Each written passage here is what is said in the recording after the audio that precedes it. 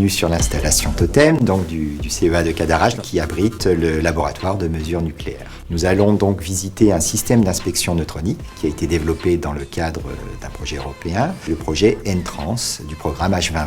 Il s'agit de détecter des matières illicites aux portes de l'Europe, donc les postes frontières ou les grands ports maritimes.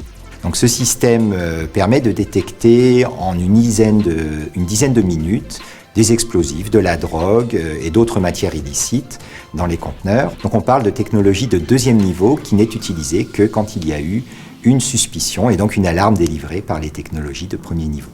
Alors, les neutrons de 14 mètres qui sont utilisés pour interroger le conteneur sont produits au moyen d'un générateur à fusion deutérium-tritium. Pour protéger les êtres humains qui sont autour, on va placer ce générateur dans un gros blindage en polyéthylène. On va dans ce blindage percer une petite ouverture conique qui va nous permettre en fait de façonner notre faisceau interrogateur. Lorsque les neutrons interagissent avec les matériaux, ils vont produire des photons. Ces photons, on va les détecter au moyen de 20 détecteurs de type NAI. Les détecteurs vont donner des signaux qu'on va pouvoir numériser et post-traiter au moyen d'un système d'acquisition. Donc les signaux que nous enregistrons nous permettent d'obtenir principalement 3 informations.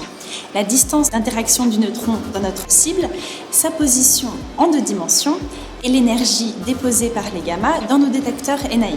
Nous allons donc chercher à identifier ce spectre en énergie.